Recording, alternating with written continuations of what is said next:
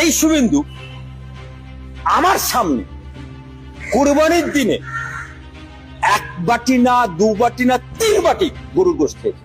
ইসলাম বিদ্বেষী নরেন্দ্র মোদীর দল বিজেপির অন্যতম নেতা এবং পশ্চিমবঙ্গের মুখ্যমন্ত্রী শুভেন্দু অধিকারী এবার খেলেন 3 বাটি গরুর মাংস। ইতিমধ্যে সামাজিক মাধ্যমে তার সেই গরুর মাংস খাওয়ার ভিডিও ভাইরাল হয়েছে। গরু মাংস তুমি লুকিয়ে লুকিয়ে খেও না, প্রকাশ্যে খাও। মনে হয় ওটা কম খাচ্ছ, তাই তোমার একটু ভয় বেশি ধরছে। একে তো মুসলমানদের নিয়ে নানা সময় বাজে মন্তব্য করতে দেখা যায় শুভেন্দুকে, তার উপর এভাবে গরুর মাংস খাওয়ার ভাইরাল ভিডিও নিয়ে এখন তোলপাড় পুরো পশ্চিমবঙ্গ। ভিডিওটিতে দাবি করা হচ্ছে বিজেপির এই নেতা মুসলিম পরিবারের সঙ্গে বসে খাবার খাচ্ছেন এবং সেখানে গরুর মাংস পরিবেশন করা হয়েছিল। ভিডিওটি প্রকাশ্যে আসার পর থেকেই ফেসবুক, এক্স, ইউটিউব ও বিভিন্ন অনলাইন প্ল্যাটফর্মে বিষয়টি নিয়ে চলছে তুমুল আলোচনা। রাতে খাবে বলে আবার টিফিন কেরিয়া করে বয়ে নিয়ে গেছে। তবে ভিডিওটির সত্যতা এখনো স্বাধীনভাবে যাচাই করা সম্ভব হয়নি। কোথায়, কবে বা কোন পরিস্থিতিতে ভিডিওটি ধারণ করা হয়েছে সে সম্পর্কে নির্ভরযোগ্য কোনো তথ্য পাওয়া যায়নি। রাজনৈতিক অঙ্গনের অনেকেই মনে করছেন ভিডিওটি ঘিরে যেভাবে প্রচারণা চালানো হচ্ছে তা মূলত রাজনৈতিক উদ্দেশ্য প্রণোদিত হতে পারে।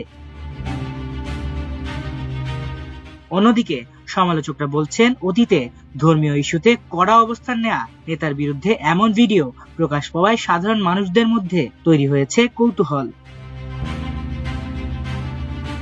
সামাজিক মাধ্যমে ভিডিওটি ভাইরাল হওয়ার পর অনেক ব্যবহারকারী বিভিন্ন ধরনের মন্তব্য করছেন। কেউ কেউ প্রশ্ন তুলেছেন, ধর্মীয় ইস্যুতে কঠোর বক্তব্য দেয় একজন রাজনীতিক যদি সত্যি এমন কিছু করে থাকেন তাহলে সেটি রাজনৈতিকভাবে বড় ধরনের বিতর্ক তৈরি করতে পারে। আবার অনেকে বলছেন শুধুমাত্র একটি ভাইরাল ক্লিপ দেখে সিদ্ধান্তে পৌঁছানো ঠিক নয়, কারণ বর্তমানের প্রযুক্তির মাধ্যমে ভিডিও সম্পাদনা বা বিভ্রান্তিকর কন্টেন্ট তৈরি করাও খুব সহজ হয়ে গেছে। অন্যদিকে গত বছরের এপ্রিলে ঘটে যাওয়া কাশ্মীর হামলার ঘটনায় শুভেন্দু সরাসরি মুসলিমদের 260টি লাশ ফেলার হুমকি দিয়েছিলেন। এবার তিনিই কিনা নিজের স্বার্থে একে একে 3 বাটি গরুর মাংস খেলেন।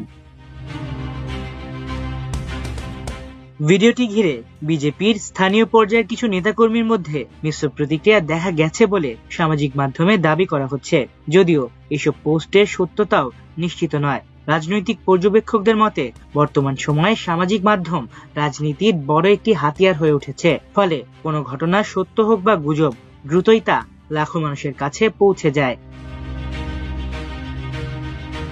আলিফ চৌধুরী, আমার দেশ।